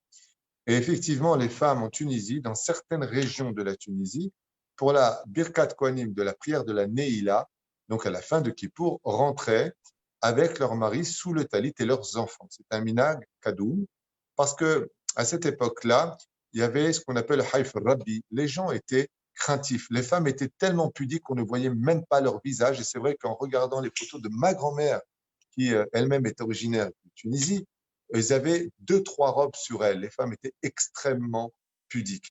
Et dans cette région-là de Tunis, effectivement, les femmes rentraient. Seulement, tous les poskim, y compris Maran Arav Ovadia Yosef, le Rav Mordechai Eliyahu, le Rav Ben Sion Abba Shaul, je parle de tous les Guédolim dans le monde entier, sont contre ce minhag, y compris les rabbinim tunisiens d'aujourd'hui, sont contre ce minhag. Et bien, vadaï que de nos jours, étant donné que la pritsout, c'est-à-dire que la débauche, est arrivée au summum de toutes les frontières, il est évident qu'il est strictement interdit. Et ce n'est pas un rave marocain qui vous parle ou algérien. Je suis moi-même origine de mon père, que Dieu repose son nom, Kahlaoui Tounsi, de Tunis, qui vous le dit à voix haute. Il est strictement interdit. Comme a dit le Rav Ovadia Yosef à propos de ce minhag, quand on écrit du mot minhag, même nun, achon, minhag, he, gimel, c'est le du mot gehinam. C'est-à-dire que quand les minhagim vont à l'opposé de la Torah, de la halakha, de la moralité, alors il faut faire attention à cela. Il y a une époque, il y a 200 ans en arrière, il y avait du charme, il y avait de la propreté, il y avait de la pudeur. C'était pas la même époque. À l'époque, ils pouvaient se le permettre. Comme à l'époque du premier temple. Quand le roi réunissait à l'époque du premier Beth Amikdash les enfants d'Israël, il faut savoir que les hommes et les femmes étaient mélangés dans le temple, dans la cour. Les hommes et les femmes étaient mélangés. Et à l'époque du deuxième temple, ils n'étaient plus mélangés. Pourquoi? Parce qu'à l'époque du premier temple, il y avait une crainte du ciel qui était tellement énorme qu'aucun homme ne pensait à regarder une femme. Mais aujourd'hui, à l'époque du deuxième temple, c'était plus la même chose. Mais la reine, prenons le cas des mariages. Est-ce que c'est une obligation de séparer les tables ou pas? Il y en a qui disent que c'est un minag. Quand vous observez la dernière halakha du Mishnah Brura sur les lois de Yom Tov, là-bas, le Chafetz Chaim ramène justement la Gemara qui disait qu'on envoyait la police du Beth Amikdash vérifier sur le chemin des Shalosh Regalim que les hommes et les femmes ne soient pas ensemble de peur qu'à travers l'alcool, ils se fréquentent un peu trop près. On ne parle pas d'acte, on parle simplement de trop parler. La reine, il y en a qui disent que de séparer les tables, c'est une obligation. Un jour, on est venu me voir, on m'a dit, Rav Tutu, c'est un minag ou c'est une obligation? Je lui ai dit, c'est un minag qui est devenu une obligation. Ça veut dire quoi? C'est-à-dire que de nos jours, ouais, on est arrivé à une telle facilité de débauche sexuelle que même si c'est un minag et que ce n'est pas minadigne de séparer les tables, il est préférable de le faire. Et pourquoi? Eh bien, parce qu'aujourd'hui, on a enlevé tous les tabous, tous les interdits. Mais la reine, ce minag, aujourd'hui, n'a absolument pas lieu d'être, même si on est tunisien, même si on a une référence qui n'est pas des moindres. Rabbi Khalfon, est un grand mikoubal, un homme très, très, très respectueux de la halakha, mais comme tous les grands en Torah interdisent formellement, Bevadaï qu'aujourd'hui, les femmes qui craignent Dieu ne rentreront pas sous le talit pour le Birkat Kohanim de la Neila. Si elles écoutent ce qu'on a à leur dire, la voilà bracha. Si maintenant elle veut rien entendre, c'est notre minag, c'est dommage que tout le judaïsme d'une personne ne tienne qu'à cela. Ce serait vraiment dommage. Il y a tellement plus d'importance. Merci de votre réponse, Rav. J'ai envie qu'on finisse un peu de comment on va casser le jeûne. En fait, là, à la route, quand on casse le jeûne, en sachant que s'il y en a qui ne vont pas à la synagogue comme les femmes pour écouter le son du chauffard, parce que qu'est-ce qui nous acquitte de la femme qui court? C'est le son du chauffard. Non, ce n'est pas ce qui nous acquitte. Bah, voilà, on va apprendre quelque chose. Absolument pas. D'ailleurs, le son du chauffard se fait avant la sortie de Kippour. Et les gens font tous l'erreur, dès qu'il y a le chauffard, de transgresser Kippour. Et je me rappelle qu'en France, à une époque, au Tournelle, dès qu'on entend le chauffard, les gens ils sortaient de la synagogue, alors que pas du tout. Kippour n'est pas fini. Donc, qu'est-ce qu'on fait, les Chazanim? Étant donné que les gens ne comprenaient pas que c'était la fin du Seder de Kippour, mais pas encore de la sortie de Kippour, juste la fin du Seder de Kippour, eh bien, qu'est-ce qu'on fait maintenant, les Chazanim? Ils attendent la nuit pour pouvoir sonner du chauffard, en tout cas dans certaines synagogues, mais en Israël, par exemple, on sonne le chauffard et après on continue encore, Bezrat Hashem, le Kaddish, Alinu, le Shabbat, tout ce qui s'ensuit, pour arriver ensuite à Arvit et à Arvit. À partir du moment où la fête sort, c'est une question d'horaire. Par exemple, en Israël, je crois que ça sort à 19h03, si je ne m'abuse. Au niveau du temps, en tout cas à Ashdod, eh bien, jusqu'à 19h03, une femme qui est chez elle à la maison, qui vivait ici, je trouve qu'en France, c'est notre horaire. Aux États-Unis, c'est encore notre horaire. À partir du moment où ça sort sur le calendrier, uniquement là, elle sortira à la fête en disant Baruch Hamadil Ben Kodesh Lechol, boira, mangera, enfin, fera ce dont elle a besoin pour se restaurer au plus vite. Bien entendu, les hommes, nous, on fera après la prière Netilat Yadayim complètement, puisqu'on n'avait que les Kitres Beotav. On fera la Birkat Alevana Bezrat Hashem. Et ensuite, on rejoindra notre femme pour faire l'Avdallah. Et il y a une grande mitzvah de manger Motzei Kippour pour parler des lois de la Souka ou de commencer déjà à fabriquer ces Arbat Aminim et la Souka pour la fête de Souka. Et au niveau de la Havdalah, Rav, comment ça se passe? On n'a C'est pas le une droit de Havdalah normale? Ah, gel Corona, l'alcool gel. Oui. Oui, à partir du moment où c'est un médicament, pour l'alcool gel, à partir du moment où il y a des interdits, c'est pour le plaisir. Mais de mettre de l'alcool gel, il n'y a aucun plaisir. Donc, s'il s'agit de mesures de sécurité, de santé, et que c'est un médicament, étant donné que ce n'est pas pour se oindre la peau, ce n'est pas pour le plaisir, le vadaï que ce serait permis et nécessaire de mettre l'alcool gel si surtout on a eu un doute d'être en contact avec une personne contaminée. Alors, juste, excusez-moi, je reviens parce qu'il y a des questions sur la Havdalah. Au niveau de la Havdalah, c'est la Havdalah normale ou il y a des choses qui changent là pour Kippour? C'est la Havdalah qu'on a l'habitude de faire après Shabbat ou il y a quelque chose qui change? Par exemple, les tamim, le feu. On fait sur le feu et à Baruch et sur le kos, la gavia. D'accord. Le vin, le feu. Le feu et le vin. Tu peux apporter d'ailleurs mon petit dos de Yom Kippour, s'il te plaît. Ouh là là, bah alors là j'ai une question un peu compliquée. De base, j'ai envie même moi de répondre. Rav, il y a un monsieur qui pose la question. On lui impose de travailler le jour de Kippour et qu'il est obligé, entre guillemets, de rentrer chez lui. Assour. On est d'accord. C'est assour, quoi qu'il arrive. Assour de travailler à Kippour, quoi qu'il y ait, quoi qu'il se passe, même s'il y a excès de Méroubé, il est strictement interdit de travailler à Kippour. D'accord. Ben voilà. Donc, tout ce qui est transport, les voyages, la voiture et tout, même si vous êtes loin, il faut absolument essayer de respecter. C'est à la route obligatoire. Voilà, je regarde avec vous maintenant On fait pas Bessamim, Rav, sur la Havdalah? Voilà, je suis avec le Tidour, comme il le dit ici. Ouais. Boré Peri à Geffen, Boré Meoré à Esh, et à Mavdil Ben Kodesh, l'Echol, comme je vous l'ai dit, sans les Bessamim. Uniquement la bougie allumée avant l'entrée de la fête, donc une bougie de 25 heures, même 48 heures, pour pouvoir allumer, car on n'a pas le droit d'allumer le feu à la veille, à la sortie de Kippour soi-même, pour faire la Havdalah. Il faut que ça vienne d'une flamme existante. Donc, avant l'entrée de Kippour, chacun allume une flamme. Cette flamme résistera jusqu'à la sortie de Kippour. On prendra cette flamme-là pour faire la Havdalah. Et donc, pour plus de mesures de sécurité, j'ai sorti mon sidour qui dit, comme je vous l'ai dit, uniquement sur Boré Peri Geffen, Boré Meoré Haesh et Baruch Hamavdi Ben Kodesh. Donc, flamme et verre.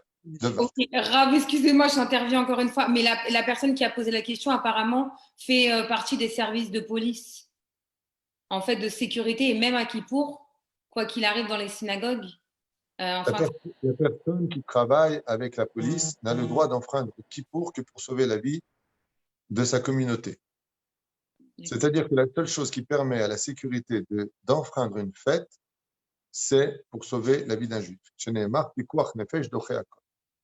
Mais à partir du moment où qu'il soit policier, qu'il soit premier ministre, qu'il soit fakir, qu'il soit ce qu'il soit, tous les juifs, du plus grand au plus petit, peu importe leur rôle à jouer, se doivent d'être Shomer Yom Kippour. Sauf dans des cas de sécurité extrême. Si par exemple on se retrouvait dans un endroit hostile, où il faut qu'il y ait une garde qui se fasse automatiquement et qui aurait donc une notion de pikuach nefesh, c'est-à-dire de danger de mort pour la communauté juive, dans ce cas-là, il serait permis de prendre un non-juif qui conduise la voiture et d'être dans sa voiture sans enfreindre le Shabbat, dans le cas où il y aurait quelque chose pour intervenir ou prévenir la police ou les forces de l'ordre pour un cas pareil. Mais chutz misé, qu'il est strictement interdit de enfreindre Yom Kippour. Pourquoi? Parce qu'il peut tout à fait être remplacé par un collègue, tout comme s'il avait une gastro, ben qu'est-ce qu'il ferait? Il serait dans le lit. Aaron, Ok, eh bien, Kippour, c'est pas moi qui une gastro. j'ai compris. Et j'ai une dernière question, mais là en inbox, en privé. Ah, attendez. Je vais la lire. Au niveau Rav, des personnes qui habitent, vous savez, par exemple en France, quand ils habitent dans des tours, que par exemple ils ont à peu près plus de 10 étages à monter et descendre. Et bon, la personne apparemment elle a un problème cardiaque. Est-ce qu'elle a le droit en fait, elle demande si elle peut descendre à pied, mais monter un ascenseur. Non. Chouvaï, non. Absolument pas. Cette personne doit prier chez elle.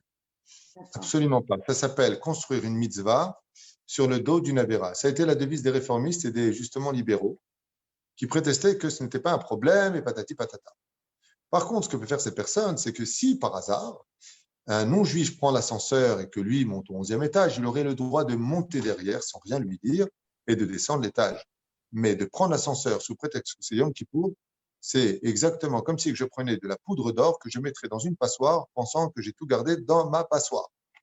Toutes les mitzvot faites de Kippour tomberaient dans la vera. D'accord. Réponse, absolument pas. Et là, il y a quelqu'un qui pose la question, quand je travaille dans le service hospitalier, surtout en ce moment en France, comment ça se passe? C'est pareil. Sachant que les cas augmentent.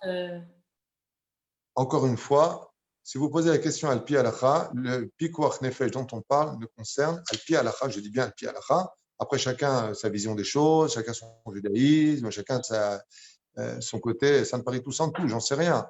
Mais si vous posez la question Al-Pi Halacha, on a le droit d'enfreindre uniquement pour notre communauté les jours de fête aussi importants que Yom Kippour. J'espère avoir été clair pour que tout le monde comprenne que même si une personne doit faire Pikuach Nefesh par rapport à un système hospitalier, c'est uniquement pour sa communauté, Nekuda, selon la halakha. Après, chacun, ouais, mais moi, je suis pas d'accord, machin. Va parler au kotel, mets-toi la tête dans le mur, saute à la corde, fais ce que tu veux. Je suis pas là pour te juger. Tu poses des questions à pied halakha, c'est la halakha. D'accord. Rav, on a fait le tour, à moins que vous voulez rajouter vous quelque chose. Mais en tout cas, je redis aux personnes, tout ce qui est Covid, tout ce que vous posez là en question, les diabétiques, les gens malades, les femmes enceintes, les femmes qui viennent d'accoucher, l'allaitement et tout, il a déjà tout ça répondu précédemment. Donc, je vous invite à revoir ce live. De toute façon, il va être enregistré, il va être autant sur le YouTube et tous les réseaux du Rav. Excuse-moi, Déborah, il y a beaucoup de personnes qui posent la question à propos des diabétiques.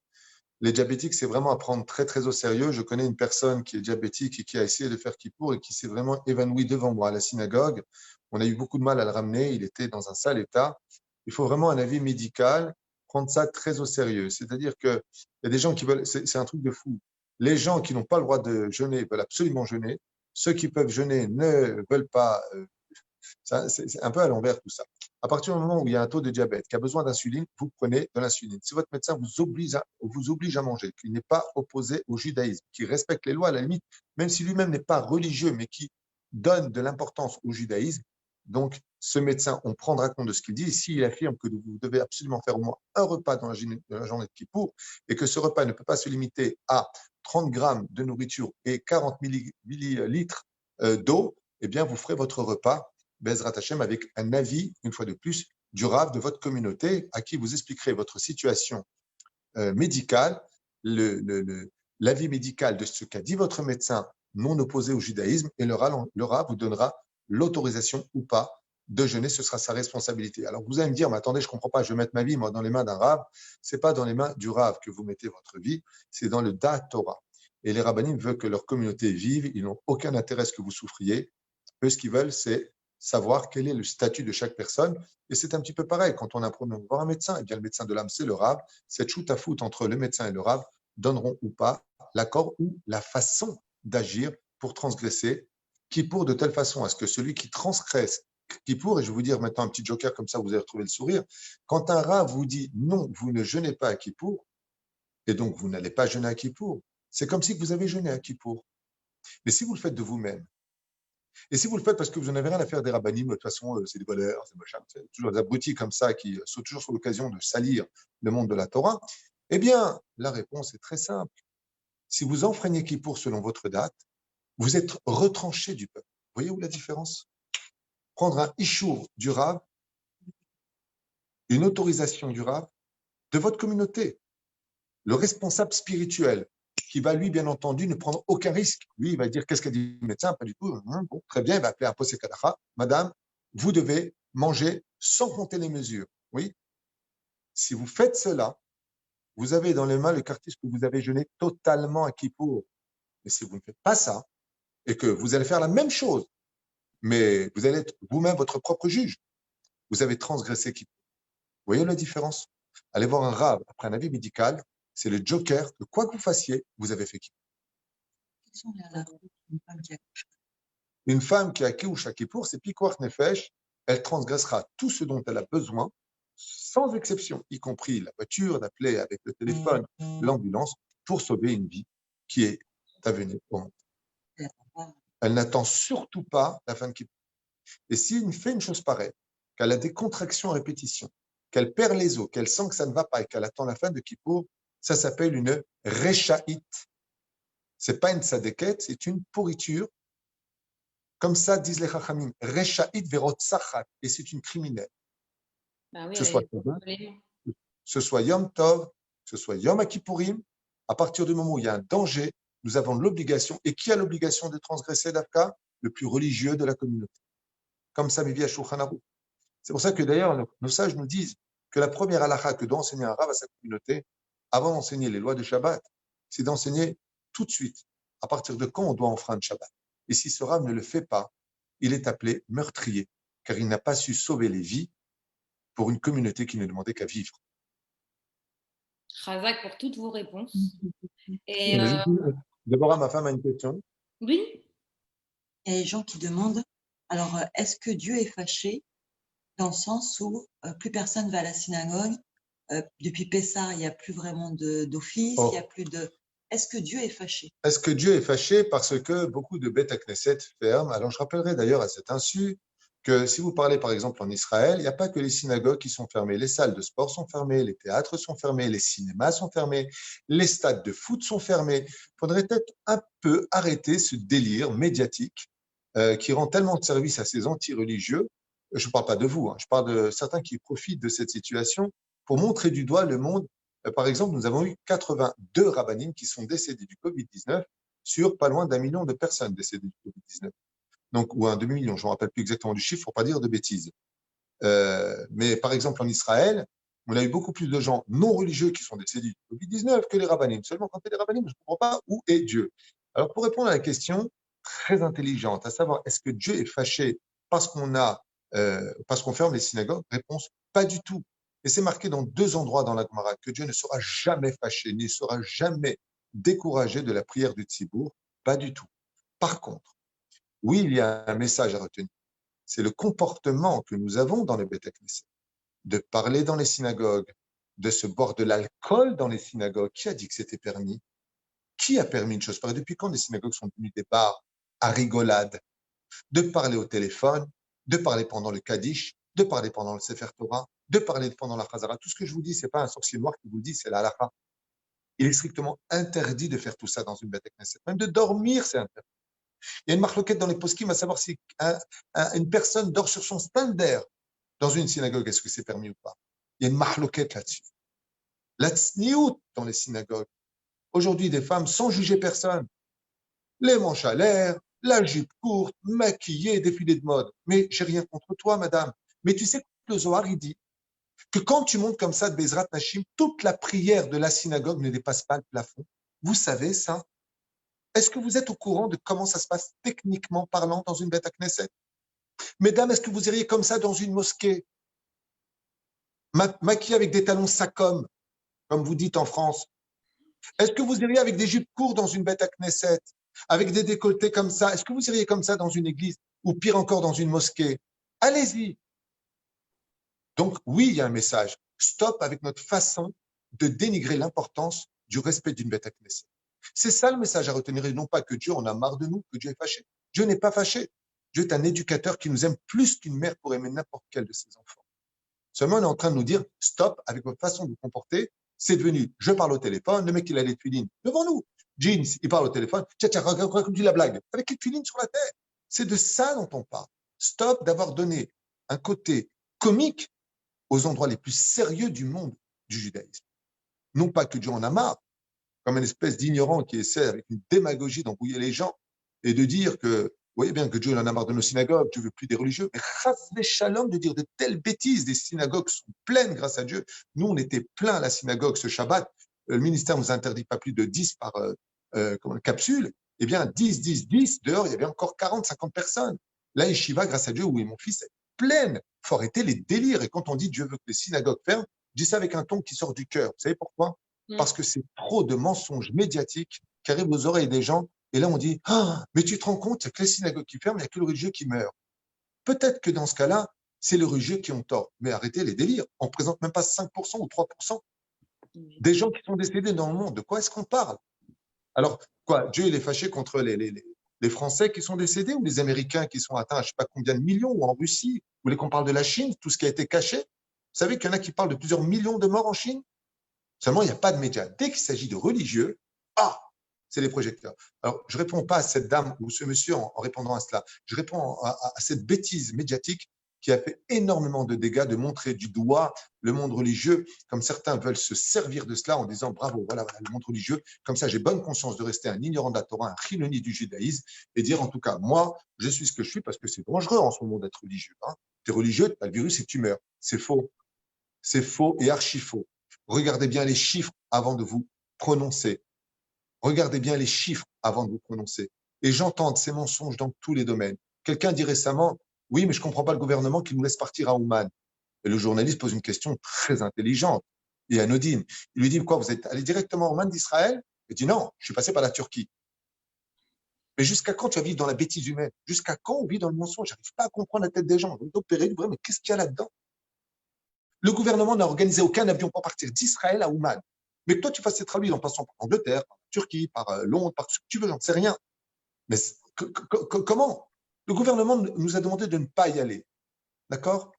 Tu décides d'y aller. Tu te trouves dans un système. J'ai parlé avec le Sar Aryeh Deri, ouais, qui a fait des dizaines de tentatives. Vous savez ce que lui ont répondu les Russes? Vous savez ce qui s'est passé en Ukraine? Ce que je vous dis, c'est sorti de la bouche du Rav Aryeh Deri. Vous savez ce qu'il a répondu?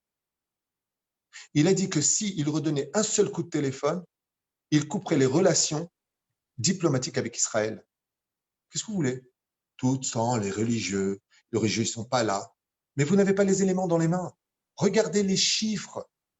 Il y a un décompte qui a été fait. Il y a 82 rabbinim qui sont morts du Covid-19 sur combien de centaines de milliers?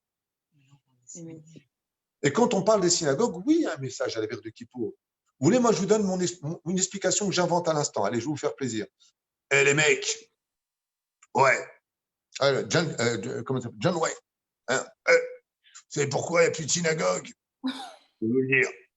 Parce qu'on va avoir le Beth Amikdash et Dieu, il ferme les petits trucs pour ouvrir le grand truc. Ouais, ça, j'ai inventé, c'est super. Et pourquoi pas? Les gens, ils ont Internet avec Dieu. Maintenant, ils savent exactement ce que Dieu. Ah, Dieu, il en a marre des synagogues. C'est l'Onachon. Chas v'shalom. La Gemara, le Talmud, on ne peut pas le contredire. Dieu n'en aura jamais marre de nos bêtes. Ce dont il en a marre, c'est de notre comportement qui doit changer dans les synagogues. Et là, franchement, il n'a pas tort. Voilà ce que j'ai. J'ai quand même une petite question parce qu'elle est quand même pas mal revenue au début, je suis en train de voir. Vous pensez quoi, vous, de l'actualité par rapport au Covid-19? Est-ce qu'aujourd'hui, c'est considéré comme une plaie au niveau mondial que Hachem a envoyé dans le monde, ou vraiment pour une remise en question et sur les valeurs en fait, j'ai envie de vous dire, quand on a été tous confinés, on est quand même revenus aux valeurs. Cuisiner chez nous, passer du temps en famille, arrêter un peu tout ce qui était médias, tout ça. C'est répondre en fait à la réalité? Si tu as une heure, je veux bien te la donner parce que c'est une réponse qui demande au moins une heure, pour moi. Mais ma femme me dit non, on n'a pas le temps. On va la faire.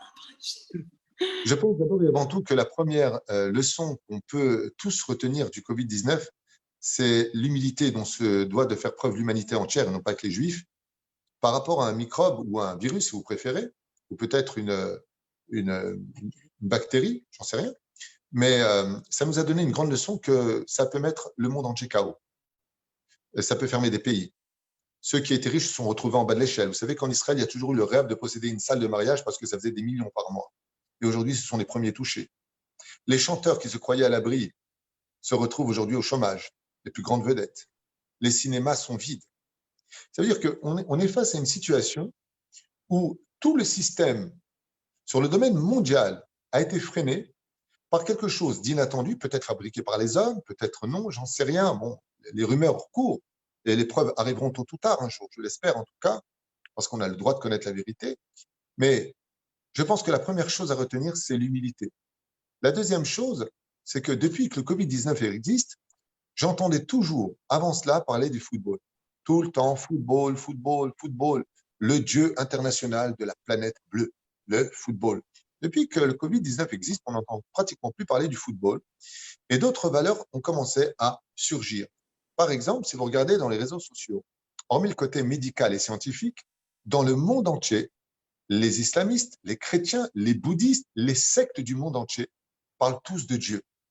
Et on n'a jamais autant entendu dans les médias parler du Messie autant que cette période. Les autres parlent de l'Apocalypse, certains citent la guerre de Gog ou Magog, et les rabbinim n'arrêtent pas d'envoyer en ce moment, pas les rabbinim, certaines personnes, voilà ce qu'a dit le Khatam Sofer, voilà ce qu'a dit le Rabbi Lubavitch, voilà ce qu'avait dit. Et c'est vrai, il y a quelque chose qui est certain dans ce Covid-19, c'est que l'humanité arrive à un tournant dans l'histoire qui est très intéressant. C'est que je ne sais pas ce qu'il y aura après, mais ça ne pourra pas laisser le monde continuer tel qu'on l'a connu. Ou, premier cas de figure selon moi, ça va chuter encore beaucoup plus bas que ce qu'on a connu moralement. Ça veut dire que si le Covid-19 est réglé demain et qu'on a un antivirus, ça va être la Java à Broadway. Les gens vont voyager encore plus et s'éclater. C'est comme quelqu'un qui remonterait de l'océan. Ou deuxième cas de figure, il va y avoir une ascension spirituelle comme jamais on l'a connue de toute l'humanité. Et pour cette réponse-là, je répondrai qui vivra verra. C'est vrai que les valeurs familiales sont revenues. J'ai un ami qui s'appelle Jacques, avec qui je me suis entretenu. Il m'a dit, écoute, pour moi, le Covid-19, ça a été le dévoilement de la valeur familiale. Il a retrouvé sa femme. Et des gens qui devaient divorcer, en fin de compte, sont restés ensemble. Ils n'avaient pas le choix, ils ne pouvaient pas aller signer le DIN. Mais il y a eu des valeurs. Et puis, il y en a d'autres qui se sont connus et se sont détestés parce qu'ils ne se connaissaient pas assez bien. Et puis, ils se sont déchirés. Il y a eu coups et blessures, il y a eu insultes. Il y a beaucoup de gens qui veulent divorcer après le Covid-19, qui ont déjà prévu cette date-là. Je pense que chacun a pris une leçon à son niveau à lui. Et ce qui nous unit tous aujourd'hui, c'est justement l'envie de nous revoir. J'expliquais dans un cours récemment que, bizarrement, j'avais expliqué ça déjà au mois de mars, quand le Covid a démarré. J'avais cité la paracha de Metzora, où tous les événements qu'on vit, on les retrouve là-bas. Par exemple, quand on faisait du Lachon Hara, on était touché par une maladie de peau qu'on appelait la lèpre de l'époque. C'est plus aujourd'hui. Et qu'est-ce que devait faire cette personne-là? Elle devait s'enfermer 7 jours, et puis encore 7 autres jours. Donc, elle était Yoshev Badad. Vas-y, Yoshev Badad, bidoud. Tu t'enfermeras seul chez toi. Et ensuite, combien de jours? 7, et encore 7 si nécessaire. La décision qui avait été prise au sein du gouvernement israélien, je ne sais pas comment c'était dans les autres pays, c'était 7 jours et encore 7 jours. Je ne sais pas. Et ensuite, qu'est-ce que nous dit la Torah? Que la personne, étant donné qu'elle avait une maladie, donc due à sa bouche, devait mettre un tissu sur sa bouche. Bizarrement, on se retrouve avec un tissu sur la bouche. Et puis pour finir, nous étions dans une situation de manque, c'est-à-dire que quand la personne ressortait après ces 14 jours, dans sa solitude, eh bien, elle était repressée de retrouver les gens de qui il avait du mal au préalable. Et je trouve que c'est incroyable, parce que, qu'on le veuille ou pas, c'est exactement le retracé de ce que l'on vit. Quand on reçoit la famille, on est constamment dans l'ignorance de l'habitude de nous critiquer les uns les autres. Et aujourd'hui, pour les fêtes, eh bien, on ne peut pas se voir. Dieu a peut-être créé le manque pour qu'on fasse peut-être une chose qui nous manquait énormément dans cette génération, c'est de donner rendez-vous avec notre propre conscience, de réaliser qu'il n'y a pas plus cher que la famille. Et que de passer du temps à toujours trouver des défauts chez les autres, eh bien, Dieu nous donne l'occasion maintenant de nous dire, est-ce que vous vous manquez les uns les autres? Comment vous allez vous revoir quand tout ça sera fini? Il y a tellement de choses à dire, je t'ai dit, ça c'est une parenthèse. Ça fera peut-être l'objet d'un autre direct si Dieu veut, parce que ça fait plus d'1 heure qu'on est en direct. En tout cas, vraiment, Chazak, Rav, merci de votre temps, à Valérie aussi. Si vous voulez vous souhaiter quelque chose, nous faire une petite bénédiction avant Yom Kippour, on est preneur, comme vous désirez. Je pense que, comme l'enseigne Rosh Hashanah, la tête de l'année, c'est celui aussi que le changement de la tête, le changement d'esprit. Rosh Hashinouï, en hébreu, veut dire changer d'état d'âme, changer de façon d'être. Et si j'ai un message à donner à celui qui veut en tout cas écouter ce que j'ai à dire, parce qu'il y a toujours mieux, c'est de changer, de devenir meilleur, de devenir différent de ce qu'on était l'an dernier. Et de prendre sur soi l'estime d'exister, de savoir qu'on vaut tous quelque chose sur Terre, que Baruch Hashem, on a tous un rôle à jouer, peut-être à des degrés différents, peut-être avec des pays différents. Mais ce qui est sûr, c'est que dans l'unité de chacun de nous, la complémentarité nous donnera, Bezrat Hashem, le droit à l'existence pour créer quelque chose de fondamental au sein du puzzle de notre peuple. Nous avons le devoir aujourd'hui, Bémet, de devenir meilleurs. Alors, si vous me dites dans quoi, ben, pour ceux qui sont pratiquants, plus de joie, plus d'attention au sein des mitzvot. Ne pas dire chacun les bureaux comme si j'aurais dit donne-moi des chaussettes, par exemple. Peut-être avoir plus de kavanot. De ne pas oublier qu'on a un pays et que ce pays attend désespérément chaque juif. Bon, aujourd'hui, c'est peut-être pas évident. Puis c'est un autre débat. Et, ok, je viens, tu me donnes quoi comme boulot, toi, le rabbin, là, vas-y, tu viens, vas-y, ok, t'as raison. Je n'ai pas dit que c'était facile, mais je suis pas Dieu. Ce que je sais, c'est que c'est la dernière adresse pour nous tous. Il faut s'orienter vers Eretz Israël, parce que l'histoire continuera ici. Le dévoilement et la Géoula se passera ici, en Eretz Israël. Alors, si tu me poses la question, j'aimerais m'adresser à tous les couples. Bien sûr. Plus de gentillesse, pas d'insultes, pas de mots mal élevés, pas de malédiction. Les maîtres comprennent sur nous la force du dialogue et non pas de constamment condamner l'autre en disant de toute façon, tu ne comprends rien. De toute façon, on n'a rien à faire ensemble. Si Dieu vous a marié, c'est que vous avez quelque chose à faire ensemble. C'est lui qui marie les couples. Et la reine Bezrat Hashem, qui est plus de calme, plus d'éducation. Si j'ai à m'adresser aux parents, je leur dirais arrêtez de vendre vos enfants face à des appareils, des films, des dessins animés immoraux pour avoir le silence dans vos vies. Ne vendez pas vos enfants si facilement à des choses qui les rendront pires quand ils grandiront. Investissez-vous dans l'éducation, investissez-vous dans le jeu avec eux, investissez-vous dans l'étude avec eux. Arrêtez de les vendre aussi gratuitement que leur donner un portable dans lequel ils vont surfer vers le Guéhinam. Si je dois m'adresser aux rabbinim, je leur dirais descendez encore plus vers le peuple. Intéressez-vous vraiment à comprendre le problème. Investissez-vous, hormis la Torah, de plus de psychologie pour comprendre mieux les problèmes psychologiques de cette génération, au lieu de que de venir avec 4 points cardinaux de la halakha pour les adapter à des gens qui ne sont plus aptes à écouter ce genre de choses parce qu'ils sont détruits par les épreuves. Si je dois m'adresser, Bezrat Hashem, aux enfants, c'est leur donner le goût de l'amour, le goût de la vie, l'exemple à suivre. Les enfants sont notre première priorité dans l'éducation. Rien ne passe avant qu'eux, ni notre propre famille, ni nos propres parents ne passent avant nos enfants. De leur donner une bonne éducation, de l'amour, donnez-leur l'exemple à suivre au lieu de constamment leur dire ce qui ne va pas chez eux.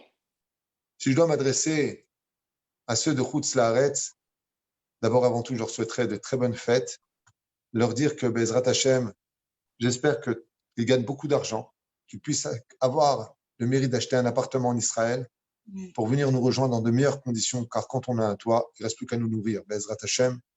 Et je leur souhaite tous les bonheurs du monde, et que tant qu'ils ne viendront pas en Israël, pour X raisons qui les concernent, eh bien, je leur souhaite de tout mon cœur d'avoir le mérite d'aider ceux qui vivent en Eretz Israël, de rester en Eretz Israël dans les meilleures conditions du monde.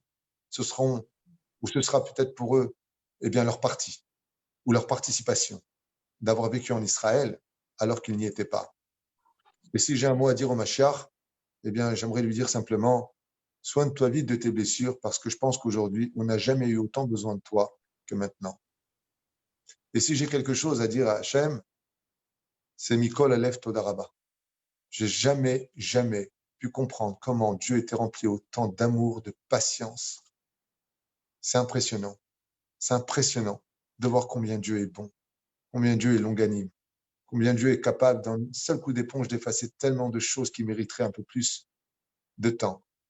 Todaraba Hachem d'être notre Dieu. Hashem hu elokimen od milevado.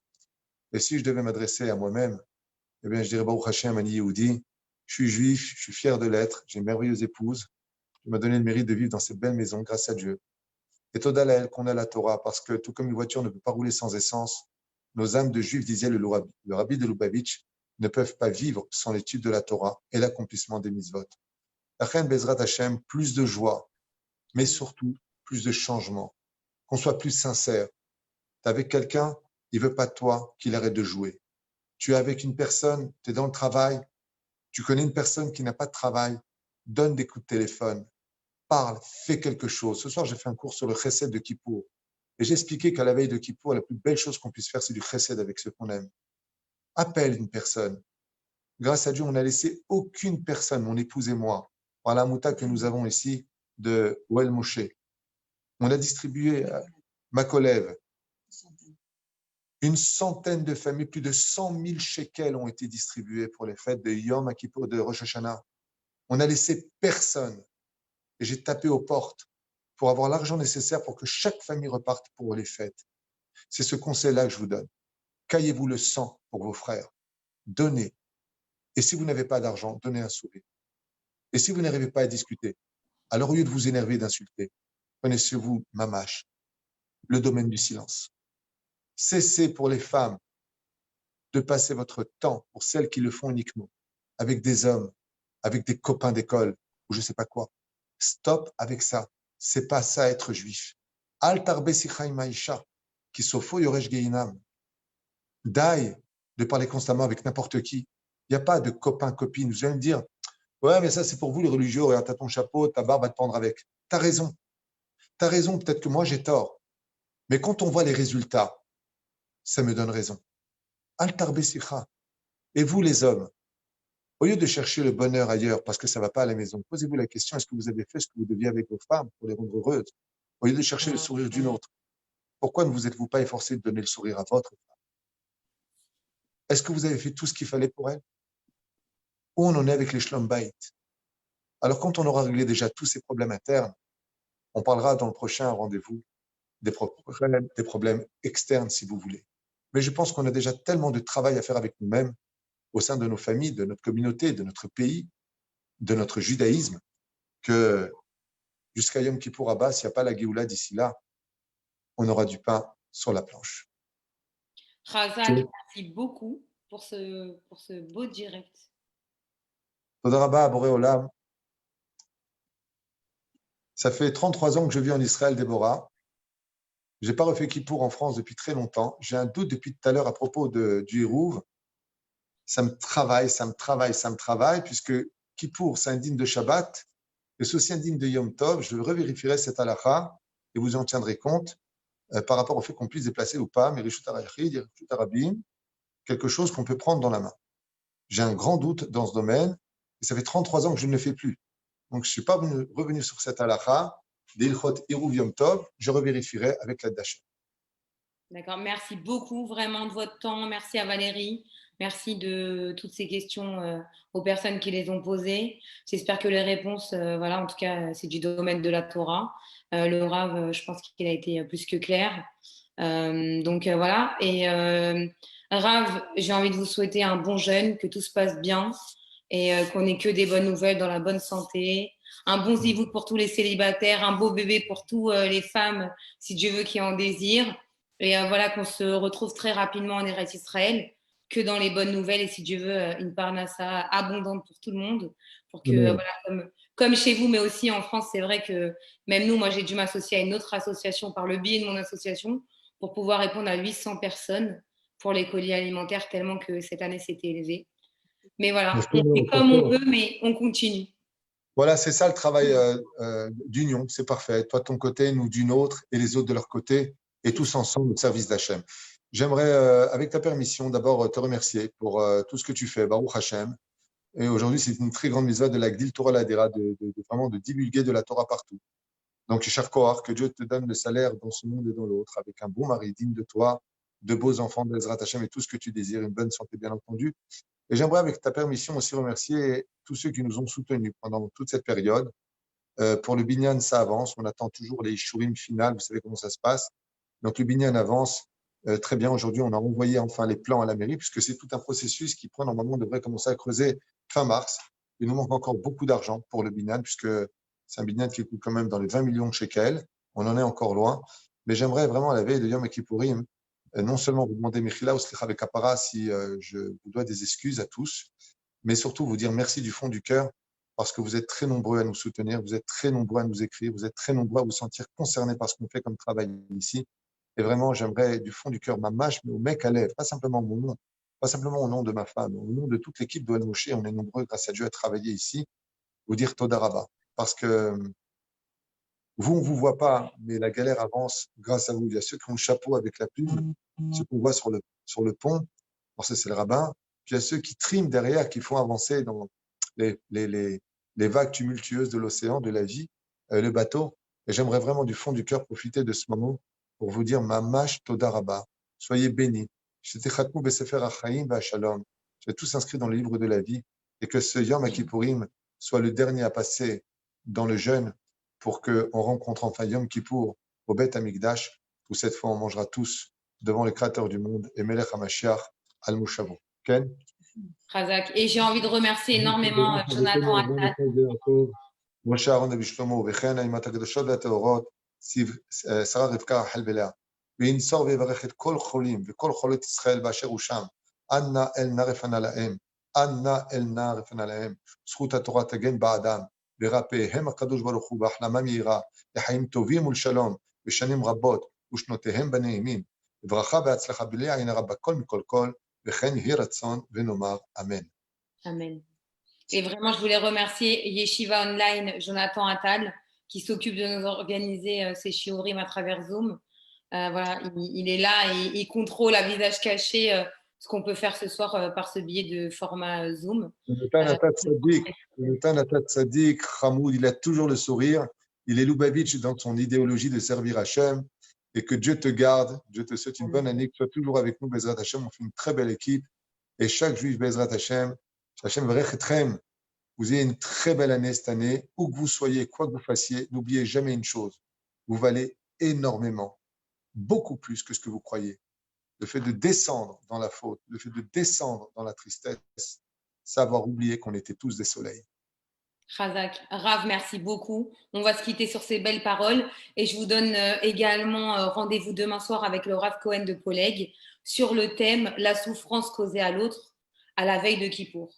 Donc, et là, par contre, je préfère le dire, on va vraiment parler des couples, des guettes et aussi de la garde alternée pour les enfants, comment ça se passe quand ils sont privés au niveau des fêtes.